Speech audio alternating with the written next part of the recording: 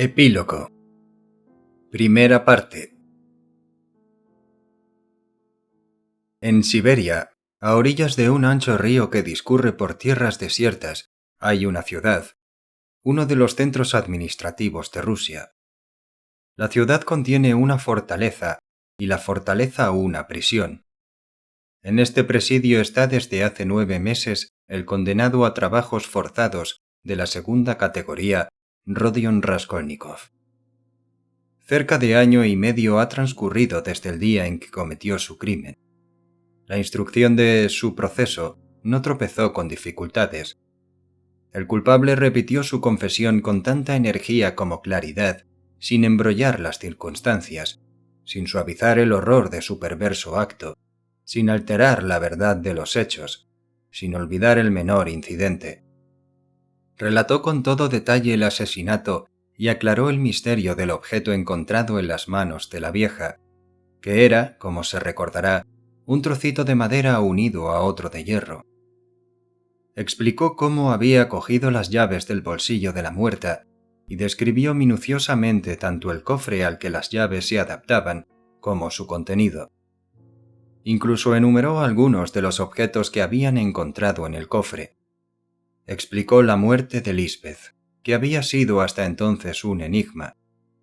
Refirió cómo Koch, seguido muy pronto por el estudiante, había golpeado la puerta y repitió palabra por palabra la conversación que ambos sostuvieron.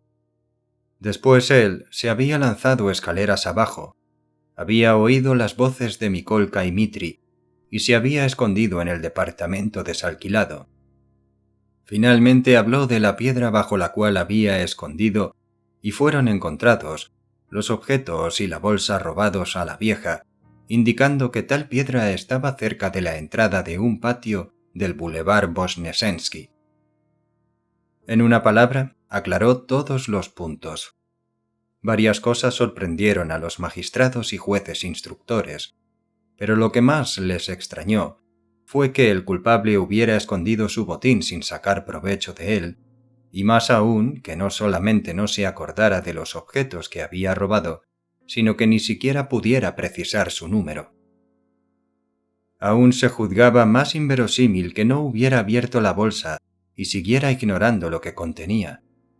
En ella se encontraron 317 rublos y 3 piezas de 20 kopecks. Los billetes mayores, por estar colocados sobre los otros, habían sufrido considerables desperfectos al permanecer tanto tiempo bajo la piedra. Se estuvo mucho tiempo tratando de comprender por qué el acusado mentía sobre este punto, pues así lo creían, habiendo confesado espontáneamente la verdad sobre todos los demás. Al fin algunos psicólogos admitieron que podía no haber abierto la bolsa y haberse desprendido de ella sin saber lo que contenía, de lo cual se extrajo la conclusión de que el crimen se había cometido bajo la influencia de un ataque de locura pasajera. El culpable se había dejado llevar de la manía del asesinato y el robo sin ningún fin interesado. Fue una buena conclusión para apoyar esa teoría con la que se intenta actualmente explicar ciertos crímenes. Además, que Raskolnikov era un neurasténico quedó demostrado por las declaraciones de varios testigos. El doctor Zosimov, algunos camaradas de universidad del procesado, su patrona, Nastasia. Todo esto dio origen a la idea de que Raskolnikov no era un asesino corriente, un ladrón vulgar, sino que su caso era muy distinto. Para decepción de los que opinaban así, el procesado no se aprovechó de ello para defenderse. Interrogado acerca de los motivos que le habían impulsado al crimen y al robo, respondió con brutal franqueza que los móviles habían sido la miseria y el deseo de abrirse paso en la vida con los 3.000 rublos como mínimo que esperaba encontrar en casa de la víctima, y que había sido su carácter bajo y ligero, agriado además por los fracasos y las privaciones, lo que había hecho de él un asesino. Y cuando se le preguntó qué era lo que le había impulsado a presentarse a la justicia, contestó que un arrepentimiento sincero. En conjunto, su declaración produjo mal efecto. Sin embargo, la condena fue menos grave de lo que se esperaba. Tal vez favoreció al acusado el hecho de que, lejos de pretender justificarse, se había dedicado a acumular cargos contra sí mismo. Todas las particularidades extrañas de la causa se tomaron en consideración. El mal estado de salud y la miseria en que se hallaba antes de cometer el crimen no podían ponerse en duda. El hecho de que no se hubiera aprovechado del botín se atribuyó, por una parte, a un remordimiento tardío y, por otra, a un estado de perturbación mental en el momento de cometer el crimen. La muerte impremeditada de Lisbeth fue un detalle favorable a esta última tesis, pues no tenía explicación que un hombre cometiera 2 asesinatos habiéndose dejado la puerta abierta. Finalmente, el culpable se había presentado a la justicia por su propio impulso y en un momento en que las falsas declaraciones de un fanático, Nicolás, habían embrollado el proceso y cuando además la justicia no solo no poseía ninguna prueba contra el culpable, sino que ni siquiera sospechaba de él. Porfirio Petrovich había mantenido religiosamente su palabra. Todas estas circunstancias contribuyeron considerablemente a suavizar el veredicto. Además, en el curso de los debates se habían puesto en evidencia otros hechos favorables al acusado.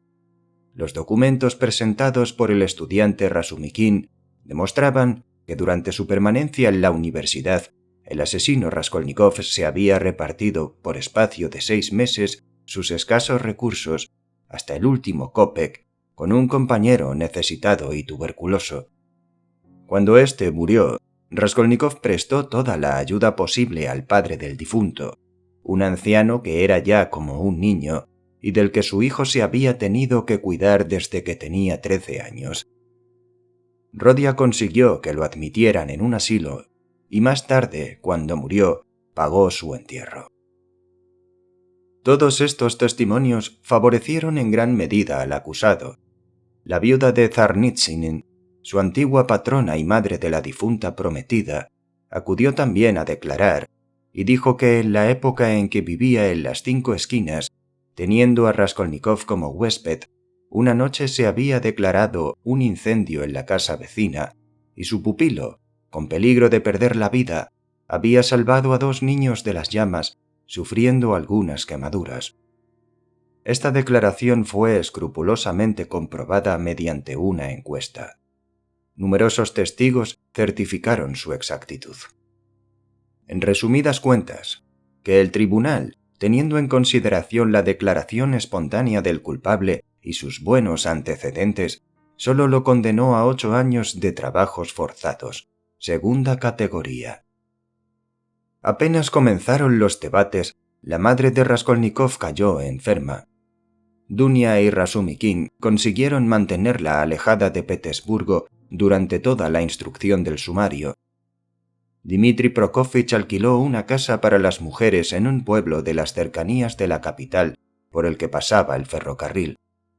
Así pudo seguir toda la marcha del proceso y visitar con cierta frecuencia a Avdotia Romanovna.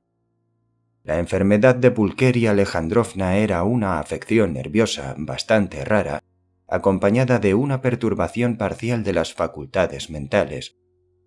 Al volver a casa tras su última visita a su hermano, Dunia encontró a su madre con fiebre alta y delirando. Aquella misma noche se puso de acuerdo con Razumikin sobre lo que debían decir a Pulcheria Alejandrovna cuando les preguntara por Rodia. Urdieron toda una novela en torno a la marcha de Rodion a una provincia de los confines de Rusia, con una misión que le reportaría tanto honor como provecho. Pero, para sorpresa de los 2 jóvenes, Pulcheria Alejandrovna no les hizo jamás pregunta alguna sobre este punto. Había inventado su propia historia para explicar la marcha precipitada de su hijo. Refería llorando la escena de la despedida y daba a entender que sólo ella conocía ciertos hechos misteriosos e importantísimos. Afirmaba que Rodia tenía enemigos poderosos de los que se veía obligado a ocultarse y no dudaba de que alcanzaría una brillante posición cuando lograse allanar ciertas dificultades. Decía a Razumikin que su hijo sería un hombre de Estado. Para ello se fundaba en el artículo que había escrito y que denotaba, según ella, un talento literario excepcional. Leía sin cesar este artículo, a veces en voz alta. No se apartaba de él ni siquiera cuando se iba a dormir. Pero no preguntaba nunca dónde estaba Rodia, aunque el cuidado que tenían su hija y Razumikine en eludir esta cuestión debía de parecer sospechoso. El extraño mutismo en que se encerraba Pulkeria Alejandrovna acabó por inquietar a Dunia y a Dmitri Prokofich. Ni siquiera se quejaba del silencio de su hijo, siendo así que cuando estaban en el pueblo vivía de la esperanza de recibir al fin una carta de su querido Rodia. Esto pareció tan inexplicable a Dunia que la joven llegó a sentirse verdaderamente alarmada. Se dijo que su madre debía de presentir que había ocurrido a Rodia alguna gran desgracia y que no se atrevía a preguntar por temor a oír algo más horrible de lo que ella suponía. Fuera como fuese, Dunia se daba perfecta cuenta de que su madre tenía trastornado el cerebro. Sin embargo, un par de veces Pulkeria Alejandrovna había conducido la conversación de modo que tuvieran que decirle dónde estaba Rodia. Las vagas e inquietas respuestas que recibió la sumieron en una profunda tristeza, y durante mucho tiempo se la vio sombría y taciturna. Finalmente, Dunia comprendió que mentir continuamente e inventar historia tras historia era demasiado difícil, y decidió guardar un silencio absoluto sobre ciertos puntos. Sin embargo, cada vez era más evidente que la pobre madre sospechaba algo horrible. Dunia recordaba perfectamente que, según Rodia le había dicho, su madre la había oído soñar en voz alta la noche que siguió a su conversación con Svidrigailov. Las palabras que había dejado escapar en sueños tal vez habían dado una luz a la pobre mujer.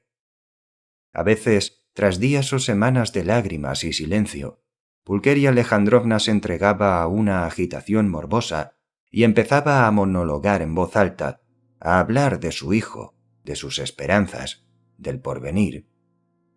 Sus fantasías eran a veces realmente extrañas. Dunia y Razumikine le seguían la corriente, y ella tal vez se daba cuenta, pero no por eso cesaba de hablar. La sentencia se dictó 5 meses después de la confesión del culpable. Razumikin visitó a su amigo en la prisión con tanta frecuencia como le fue posible, y Sonia igualmente. Llegó al fin el momento de la separación. Dunia y Razumikine estaban seguros de que no sería eterna. El fogoso joven había concebido ciertos proyectos y estaba firmemente resuelto a cumplirlos. Se proponía reunir algún dinero durante los 3 o 4 años siguientes y luego trasladarse con la familia de Rodia a Siberia, país repleto de riqueza que solo esperaba brazos y capitales para cobrar validez. Se instalarían en la población donde estuviera Rodia y empezarían todos juntos una vida nueva. Todos derramaron lágrimas al decirse adiós. Los últimos días, Raskolnikov se mostró profundamente preocupado. Estaba inquieto por su madre y preguntaba continuamente por ella. Esta ansiedad acabó por intranquilizar a Dunia. Cuando le explicaron detalladamente la enfermedad que padecía Pulkeria Alejandrovna, el semblante de Rodia se ensombreció todavía más. A Sonia apenas le dirigía la palabra. Contando con el dinero que le había entregado Svidrigailov, la joven se había preparado hacía tiempo para seguir al convoy de presos de que formara parte Raskolnikov. Jamás habían cambiado una sola palabra sobre este punto, pero los dos sabían que sería así. En el momento de los últimos adioses, el condenado tuvo una sonrisa extraña al oír que su hermana y Razumikin le hablaban con entusiasmo de la vida próspera que les esperaba cuando él saliera del presidio. Rodia preveía que la enfermedad de su madre tendría un desenlace doloroso. Al fin partió, seguido de Sonia. 2 meses después, Duneska y Razumikin se casaron. Fue una ceremonia triste y silenciosa. Entre los invitados figuraban Porfirio Petrovich y Zamiotov. Desde hacía algún tiempo, Razumikin daba muestras de una resolución inquebrantable. Dunia tenía fe ciega en él y creía en la realización de sus proyectos. En verdad habría sido difícil no confiar en aquel joven que poseía una voluntad de hierro. Había vuelto a la universidad a fin de terminar sus estudios y los esposos no cesaban de forjar planes para el porvenir. Tenían la firme intención de emigrar a Siberia al cabo de 5 años a lo sumo. Entretanto, contaban con Sonia para sustituirlos. Pulkeria Alejandrovna bendijo de todo corazón el enlace de su hija con Razumikin, pero después de la boda aumentaron su tristeza y ensimismamiento. Para procurarle un rato agradable, Razumikin le explicó la generosa conducta de Rodia con el estudiante enfermo y su anciano padre, y también que había sufrido graves quemaduras por salvar a 2 niños y de un incendio.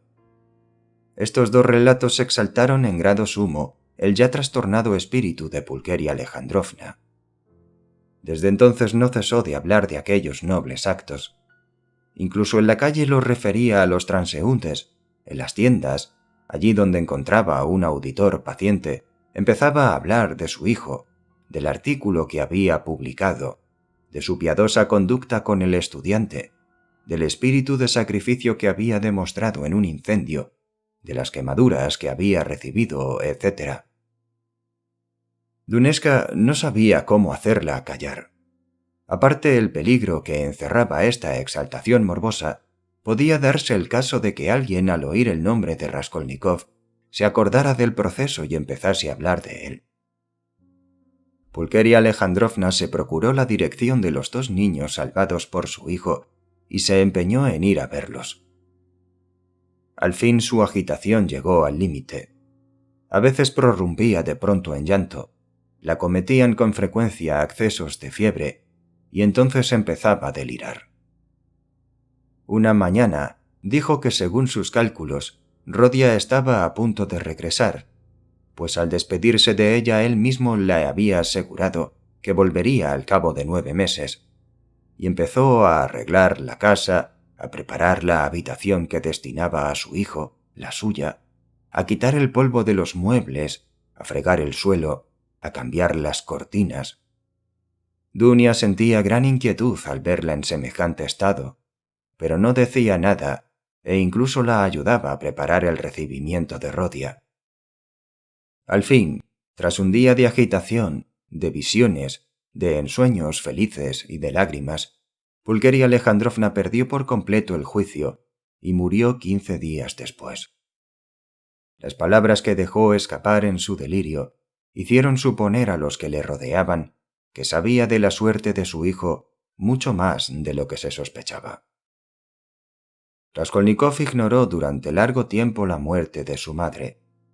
Sin embargo, desde su llegada a Siberia recibía regularmente noticias de su familia por mediación de Sonia, que escribía todos los meses a los esposos Razumikin y nunca dejaba de recibir respuesta.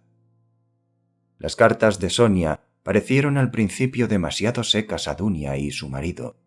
No les gustaban, pero después comprendieron que Sonia no podía escribir de otro modo y que al fin y al cabo aquellas cartas les daban una idea clara y precisa de la vida del desgraciado Raskolnikov, pues abundaban en detalles sobre este punto. Sonia describía tan simple como minuciosamente la existencia de Raskolnikov en el presidio. No hablaba de sus propias esperanzas, de sus planes para el futuro, ni de sus sentimientos personales. En vez de explicar el estado espiritual, la vida interior del condenado, de interpretar sus reacciones, se limitaba a citar hechos, a repetir las palabras pronunciadas por Rodia, a dar noticias de su salud, a transmitir los deseos que había expresado, los encargos que había hecho. Gracias a estas noticias en extremo detalladas, pronto creyeron tener junto a ellos a su desventurado hermano, y no podían equivocarse al imaginárselo, pues se fundaban en datos exactos y precisos. Sin embargo, Las noticias que recibían no tenían, especialmente al principio, nada de consolador para el matrimonio. Sonia contaba a Dunia y a su marido que Rodia estaba siempre sombrío y taciturno, que permanecía indiferente a las noticias de Petersburgo que ella le transmitía, que la interrogaba a veces por su madre. Y cuando Sonia se dio cuenta de que sospechaba la verdad sobre la suerte de Pulcheria Alejandrovna, le dijo francamente que había muerto, y entonces, para sorpresa suya, vio que Raskolnikov permanecía poco menos que impasible. Aunque concentrado en sí mismo y ajeno a cuanto le rodeaba, le explicaba Sonia en una carta, miraba francamente y con entereza su nueva vida. Se daba perfecta cuenta de su situación y no esperaba que mejorasen mucho tiempo. No alimentaba vanas esperanzas, contrariamente a lo que suele ocurrir en los casos como el suyo, y no parecía experimentar extrañeza alguna en su nuevo ambiente, tan distinto del que había conocido hasta entonces. Su salud era satisfactoria. Iba al trabajo sin resistencia ni apresuramiento. No lo eludía, pero tampoco lo buscaba. Se mostraba indiferente respecto a la alimentación, pero ésta era tan mala, exceptuando los domingos y días de fiesta, que al fin aceptó algún dinero de Sonia para poder tomar té todos los días. Sin embargo, le rogó que no se preocupara por él, pues le contrariaba ser motivo de inquietud para otras personas. En otra de sus cartas, Sonia les explicó que Rodia dormía hacinado con los demás detenidos. Ella no había visto la fortaleza donde estaban encerrados, pero tenía noticias de que los presos vivían amontonados, en condiciones nada saludables y francamente horribles. Raskolnikov dormía sobre un jergón cubierto por un simple trozo de tela y no deseaba tener un lecho más cómodo. Si rechazaba todo aquello que podía suavizar su vida, hacerla un poco menos ingrata, no era por principio, sino simplemente por apatía, por indiferencia hacia su suerte. Sonia contaba que al principio sus visitas, lejos de complacer a Raskolnikov, lo irritaban. Solo abría la boca para hacerle reproches. Pero después se acostumbró a aquellas entrevistas y llegaron a serle tan indispensables que cayó en una profunda tristeza en cierta ocasión en que Sonia se puso enferma y estuvo algún tiempo sin ir a visitarle. Los días de fiesta lo veía en la puerta de la prisión o en el cuerpo de guardia, a donde dejaban ir al preso para unos minutos cuando ella lo solicitaba. Los días laborables iba a verlo en los talleres donde trabajaba o en los cobertizos de la orilla de Littrich. En sus cartas, Sonia hablaba también de sí misma. Decía que había logrado crearse relaciones y obtener cierta protección en su nueva vida. Se dedicaba a trabajos de aguja y como en la ciudad escaseaban las costureras, había conseguido bastantes clientes. Lo que no decía era que había logrado que las autoridades se interesaran por la suerte de Raskolnikov y lo excluyeran de los trabajos más duros. Al fin, Razumikin y Dunia supieron. Esta carta, como todas las últimas de Sonia, pareció a Dunia colmada de un terror angustioso, que Raskolnikov huía de todo el mundo, que sus compañeros de prisión no le querían, que estaba pálido como un muerto y que pasaba días enteros sin pronunciar una sola palabra. En una nueva carta, Sonia manifestó que Rodia estaba enfermo de gravedad y se le había trasladado al hospital del presidio.